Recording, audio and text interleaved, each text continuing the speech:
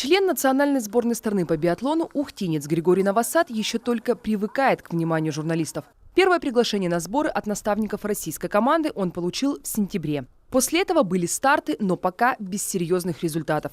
Прошлый сезон, по словам биатлониста, был куда стабильнее нынешнего. Этот сезон, я скажу, что не очень хорошо складывается. То самочувствие неплохое, то вот сейчас в Екатеринбург ездил, заболел. То со стрельбой не очень получается, но пока что как-то в развалочку, не очень готов бежать хорошо. Вот и на этих стартах не сложилось. Впрочем, как и у других коллег по трассе. Хотя погода хорошая и лыжню подготовили. Несмотря на небольшой снегопад, каши на подъемах не было. В таких условиях пенять приходилось только на свою недоработку. Все сложилось, трасса подготовлена, погода хорошая, но не получилось.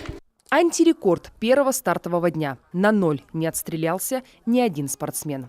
Каждый пробежал свой штрафной круг. Кто-то даже не один. Сегодня ни одного нуля было, очень даже странно, ни на лёжке, ни на стойке. Обычно у нас бывает хотя бы 3-4 лёжки на лёжке или на стойке. Ну, было много по одному штрафу, и это хотя бы и то радует уже.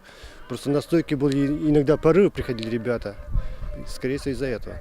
Хотя найти общий язык со стрельбищем республиканского лыжного комплекса действительно непросто. Сегодня это родная площадка только для биатлонистов Сыктывкара и Сыктывдина. Те же ухтинцы дома стреляют в тире, и только здесь могут на полную испытать всю мощь своих винтовок. Умные детки сразу пристреливаются. Это же надо думать в этом спорте.